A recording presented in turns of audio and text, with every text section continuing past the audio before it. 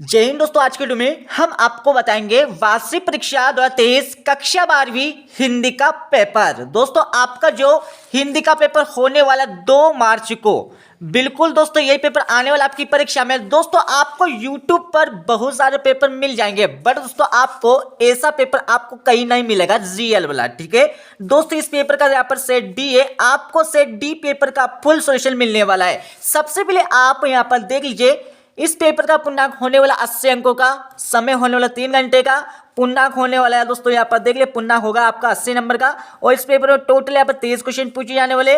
और यहाँ पर आपको निर्देश भी दिए हुए, इन निर्देश को आपको अच्छे से पढ़ लेना है। इनको पढ़ने के बाद दोस्तों आपका यहाँ पर इस पेपर का कोड देख लीजिए 051 दिया है। ठीक है, उसके बाद दोस्तों आपका यहाँ पर इस पेपर का हमारा पहला क्वेश्चन पूछे जाने वाला है। यहाँ पर देख लीजिए, पहले क्वेश्चन आपका दिया दोस्तों, यहाँ पर देख लीजिए, सही विकल्प का चयन कर लिखिए। ये आपकी परीक्षा में 6 नंबर के सही विकल्प पूछे जाने वाले। तो आपका पहला सही विकल्प पूछा है, आत्म परिचय कविता किस गीत संग्रह से ली गई है, यह आपको इस क्वेश्चन में बताना होगा।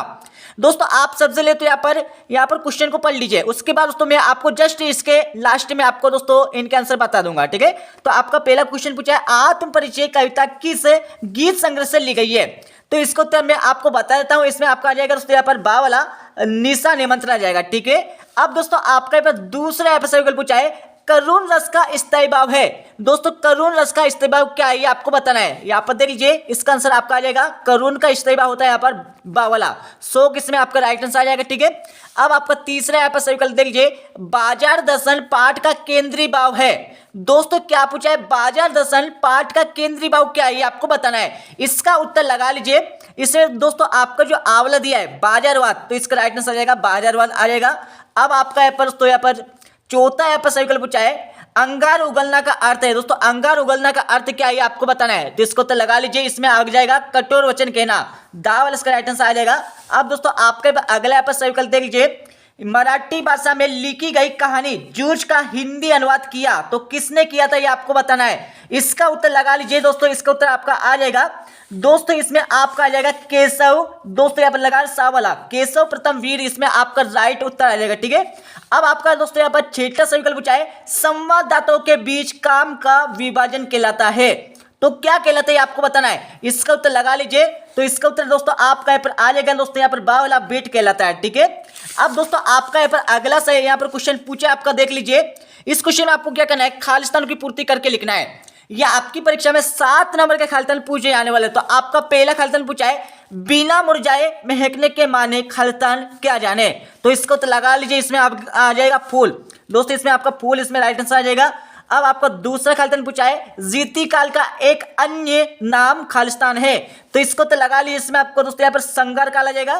अब दोस्तों आपका यहाँ पर तीसरा यहाँ पर खालिस्तान पूछा है, जो गुण काव्य में जोश और ओज उत्पन्न करता है वह खालिस्तान गुण कहलाता है।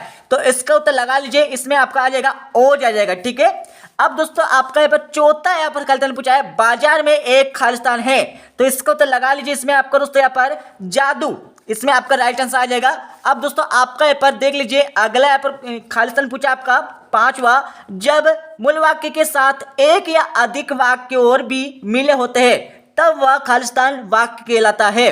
तो इसको तो लगा लीजिए, इसमें दोस्तों आपका यहाँ पर संयुक्त, इसमें आपका राइट आंसर आ जाएगा। अब दोस्तों आपका यहाँ पर अगला दोस्तों यहाँ पर देख लीजिए, आपका यहाँ पर छठा यहाँ पर खालिस्तान पूछा है, आप लोगों की देखा देखी सेक्शन की घड़ी भी खालिस्तान हो गई है। तो इसको तो लगा लीजिए, इसमें दोस्तों आपका यहाँ पर सुस्त, इसमें दोस्तों आपका राइट आंसर आ जाएगा। अब दोस्तों आपका पास 7 यहाँ पर खालिस्तान पूछा है, संपादक के नाम पात्र स्तंभ खालिस्तान को प्रतिबिंबित करता है। तो इसको तो लगा लीजिए, इसमें दोस्तों आपका यहाँ पर जनमत आ जाएगा।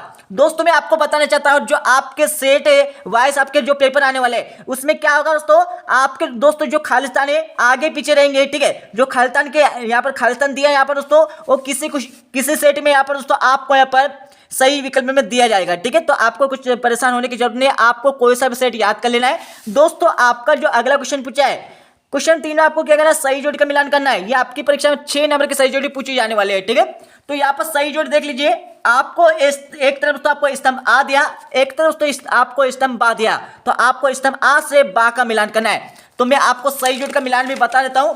तो यहाँ पर देख लीजिए, आपका जो पूछा तो आपका पहले वाला हरिवंश राय बच्चन, हरिवंश राय बच्चन में आप लगा लीजिए, इसमें दोस्तों आपका आ जाएगा दोस्तों यहाँ पर लगा लीजिए हालावाद आ जाएगा। ठीक है, अगला आपका देख लीजिए दोस्तों, यहाँ पर पूछा आपका उपमेय की उपमान से श्रेष्ठता, तो इसमें को दोस्तों यहाँ पर लगा लीजिए। इसमें दोस्तों आपका यहाँ पर आ जाएगा दोस्तों यहाँ पर जा वाला, इसमें दोस्तों यहाँ पर सांग रूपक अलंकार आ जाएगा। तुषारपात हमारे होते हैं दोस्तों, तुषारपात क्या होते हैं, तुषारपात का मतलब होता है दोस्तों यहाँ पर हमारा ओले बरसना, ओले बरसने, इसमें आपका राइट आंसर आ जाएगा सीरीज के पुल। दोस्तों सीरीज के पुल किसने लिखा, तो सीरीज के पुल का दोस्तों यहाँ पर लिखा था दोस्तों यहाँ पर हमने, यहाँ पर हजारी प्रसाद द्विवेदी आ जाएगा। ठीक है, अगला आपका देख लीजिए सम हाउ इम्पापर, तो इसका उत्तर लगा लीजिए। इसमें दोस्तों आपका आ जाएगा यशोधर बाबू, यशोधर बाबू इसमें आपका राइट आंसर आ जाएगा।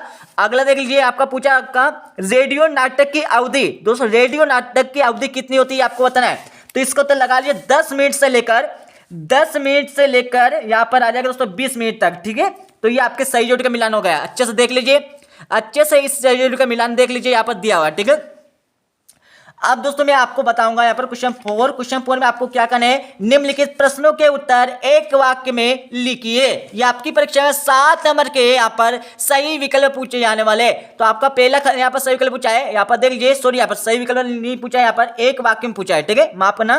तो आपका पहला पूछा है कवि उमाशंकर जोशी ने अपने खेत में कौन सा बीज बोया था। दोस्तों यहाँ पर देख लीजिए, कवि उमाशंकर जोशी ने अपने खेत में कौन सा बीज बोया था, ये आपको बताना है। तो इसको तो लगा लीजिए विचार का बीज।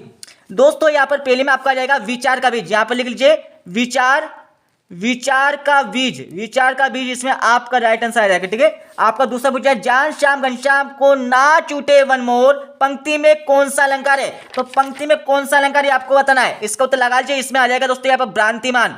दोस्तों इसमें आप लगा लीजिए भ्रांतिमान अलंकार हो जाएगा। अच्छा देख लीजिए, यहाँ पर दिख रहा है आपको दोस्तों। ठीक है, भ्रांतिमान आ जाएगा। दूसरे में यहाँ पर तीसरे देखिए आधुनिक युग की मीरा किसे कहा जाता है, आधुनिक युग की मीरा किसे कहा जाता है आपको बताना है। तो इसको तो लगा लीजिए, आपका जो तीसरा क्वेश्चन है इसमें आपका आ जाएगा महादेवी वर्मा।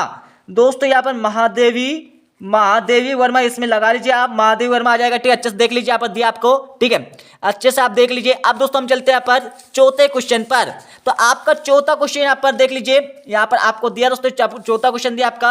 अच्छे से देख लीजिए, यहाँ पर आपको दोस्तों चौथा क्वेश्चन देखने को मिल जाएगा। यहाँ पर देख लीजिए, यहाँ पर पूछा मेला आंचल के लेखक का नाम लिखिए। दोस्तों मेला आंचल के लेखक का नाम क्या है आपको बताना है। तो मैं आपको इसका आंसर बता देता हूँ दोस्तों। यहाँ पर देख लीजिए, यहाँ पर आपको दिया दोस्तों, यहाँ पर देख लीजिए मेला, इसमें चौथे में दोस्तों आपका आ जाएगा पनेश्वर नाथ रेणु आ जाएगा। ठीक है, चौथे में आपका पनेश्वर नाथ रेणु आ जाएगा। ठीक है, उसके साथ दोस्तों आपको जो 5वां दिया है यहाँ पर गागर में सागर बनना मुहावरे का अर्थ लिखिए। तो गागर में सागर बनना मुहावरे का अर्थ क्या हो जाएगा, तो तोड़े में बहुत कहना, ये आ जाएगा। ठीक है, अगला आपका देख लीजिए रोजी रोटी की तलाश में आए यशोधर पंत को किसने शरण दी। तो इसको तो लगा लीजिए, इसमें आ जाएगा किसनदा आ जाएगा। ठीक है, उसके बाद दोस्तों आपका अगला दिया है बाइट क्या है लिखिए, बाइट क्या है इसके बारे में आपको लिखना है।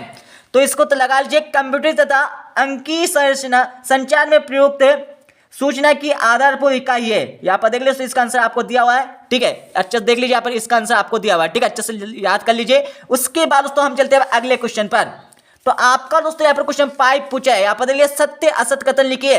दोस्तों आपका पहले पूछा है राम की शक्ति पूजा कविता के रचनाकार निरालय। दोस्तों आपको पेपर सभी सेट देख लेना है, हमने सभी सेट यहाँ पर डाल दिए। ठीक है, तो आपको सभी सेट देख लेना है, क्योंकि दोस्तों यहाँ पर जो आपके खालिस्तान जिक्तान जो है दोस्तों, किसी में यहाँ पर सत्य में आ जाते हैं और किसी में सही जोड़ी में आ जाते हैं, इस तरह से आते हैं। ठीक है, तो आपके सेट भी इसी तरह से आएंगे, बस कुछ फर्क नहीं होगा। ठीक है, तो दोस्तों आपका जो पहला क्वेश्चन यहाँ पर पूछा है राम की शक्ति पूजा कविता के रचना का निरालय, तो बिल्कुल दोस्तों ये हमारा हो जाएगा, दोस्तों सत्य हो जाएगा। ठीक है, अगला आपका देखिए, यहाँ पर दिया दोस्तों आपका यहाँ पर चंपू काव्य के अंतर्गत नाटक एवं प्रहसन आते, तो ये सत्य फिर असत्य, ये दोस्तों हमारा हो जाएगा असत्य हो जाएगा। ठीक है, अब आपका तीसरा देख लीजिए सीरीज के वृक्ष कांटेदार होते।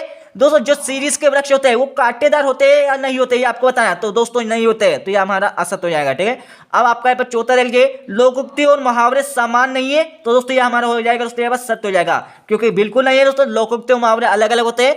अब आपका यहाँ पर पांचवा देख लीजिए जुज कहानी गोदान उपन्यास का अंश नहीं है, यह आपका दोस्तों यहाँ पर असत्य हो जाएगा। अब आपका दोस्तों यहाँ पर देख लीजिए, आपका सातवां दिया है समाचार लेखन के 7 प्रकार होते हैं, तो बिल्कुल नहीं होते दोस्तों। तो आप नीचे कमेंट बॉक्स में कमेंट कीजिए कि समाचार लेखन के कितने प्रकार होते हैं, नीचे कमेंट बॉक्स में आप कमेंट्स कर दीजिए। ठीक है, अब दोस्तों हम चलते हैं यहाँ पर 6 से लेकर 23 तक के क्वेश्चन पर।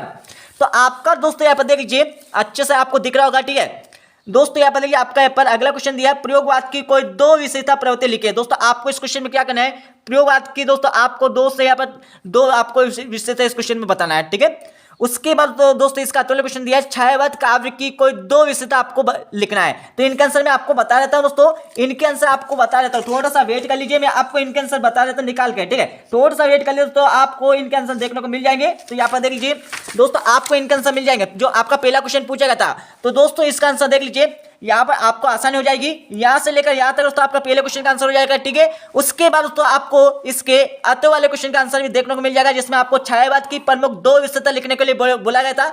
तो यहाँ पर आपको तो पहली विशेषता आपको दी गई है, इसके साथ ही तो आपको दूसरी विशेषता यहाँ पर देखने को मिल जाएगी, ठीक है। तो ये आपका दोस्तों पहला क्वेश्चन कंप्लीट हो गया। अब दोस्तों आपका जो यहाँ पर दूसरा क्वेश्चन पूछा है, यहाँ पर देख लीजिए, शीतल वाणी में आग होने का अभिप्राय क्या है, इसके बारे में आपको बताना है। तो इसका उत्तर लगा लीजिए, मैं आपको बता देता हूं। यहाँ पर देख लीजिए, इसका आंसर यहाँ पर दिया दोस्तों, यहाँ पर सातों क्वेश्चन का, तो यहाँ से लेकर यहाँ तक ये आपका दोस्तों यहाँ पर सातों क्वेश्चन हो जाएगा, अच्छे से देख लीजिए। उसके बाद दोस्तों आपको यहाँ पर इसके अगले क्वेश्चन भी यहाँ पर दिया दोस्तों, यहाँ पर देखिए, यहाँ पर दिया थके और पंथी के जल्दी जल्दी चलने का कारण लिखिए। तो दोस्तों यहाँ पर देख लीजिए, इसका आंसर भी आपको देखने को मिल जाएगा। यहाँ पर देख लीजिए, यहाँ पर आपका सातों क्वेश्चन का यहाँ पर अत वाले उत्तर यहाँ पर देखने को मिल जाएगा, ठीक है। अब दोस्तों हम चलते हैं यहाँ पर आठवें क्वेश्चन पर, कोई दो खंड काव्य और उनके रचनाकारों के नाम आपको लिखना है।